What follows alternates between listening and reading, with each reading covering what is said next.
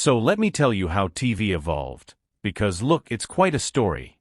Just imagine, it started way back when, with some crazy geniuses who decided that radio was already a thing of the past. Then they invented this magic box that transmitted images, even if they looked like ghost shadows in black and white. Over time, things got serious. The colors arrived, the drama of the soap operas exploded, and we even got the remote control so we didn't have to get up from the couch. But then, poor TV, the internet came to steal the spotlight, and well, things were never the same again. The history of television is like that person who was once super popular, but now struggles to stay relevant while everyone is watching their cell phone. So, TV started out as a really bold idea, you know? Back in the 1920s, some guys who were half scientists, half crazy geniuses, thought, what if, in addition to hearing things on the radio, we could also see them? Then John Logie Baird appears, who managed, with a lot of trickery, to make some somewhat ghostly images appear on a small screen. It was something like this. You looked and said, am I seeing a human being or a blur? But look, at the time this was like magic. In the 30s and 40s, things started to improve, but very slowly. Television was still a bit of a luxury item. Only those who had a lot of money could buy it. It was like having a private rocket today. The big moment came in the 1950s, when TV finally invaded family living rooms and became the center of attention. People placed chairs in front of it, as if they were going to watch a play at home. The programs? They were simple. Serious news, exaggerated dramas, and the occasional talk show with the audience clapping non-stop. The image was still black and white, but who cared? People were mesmerized, just seeing those little dots flashing on the screen. It was as if suddenly the whole world was in your living room. So, in short, TV arrived, even if in the beginning it was more of a weird curiosity than the queen of entertainment that we know today.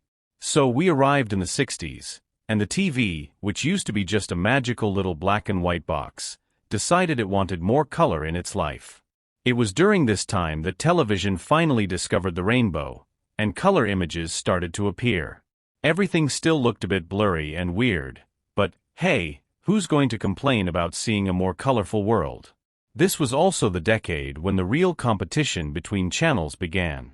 Every network wanted to be the most beloved and produce the best programming possible. It was like a Cold War, but with soap operas and variety shows. Then came the golden age of soap operas and variety shows. Soap operas, of course, were never-ending dramas, ruined marriages, baby swaps, villains with evil laughs.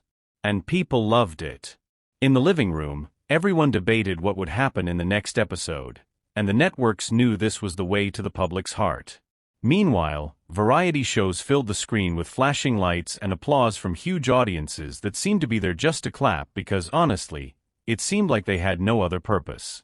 In the 80s, TV took a significant step forward in the laziness department, the remote control. This was a revolution because before, to change the channel, you had to get up, walk over to the TV, and turn a dial. With the remote control, TV became a totally sedentary experience. No one had to move anymore. Cable TV started popping up in homes, with promises of 1,000 channels showing everything from cult films to bizarre late-night cooking shows.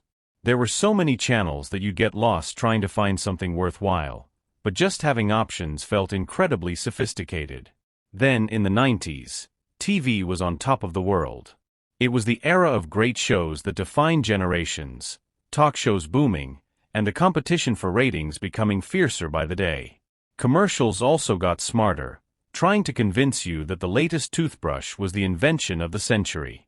And it was during this era that TV journalism began to establish itself as something super serious, with anchors whose voices were so solemn you believed everything they said. It was the golden age of TV as the center of entertainment and information, but little did we know, everything was about to change. But before I continue, I need to ask you, are you enjoying it? Subscribe to the channel so you don't miss the next videos and leave a like. Now, when we hit the 2000s, TV started to have a bit of an identity crisis, like those celebrities who were once super famous and then suddenly, no one really cares anymore. This was because, with the rise of the internet, people began to realize that, Well, they didn't need to sit in front of the TV at a specific time to catch their favorite shows. That's when poor television began its decline. The networks tried everything. Reality shows popped up, which, let's face it, were a bizarre mix of oddities and secondhand embarrassment, but the audience loved it.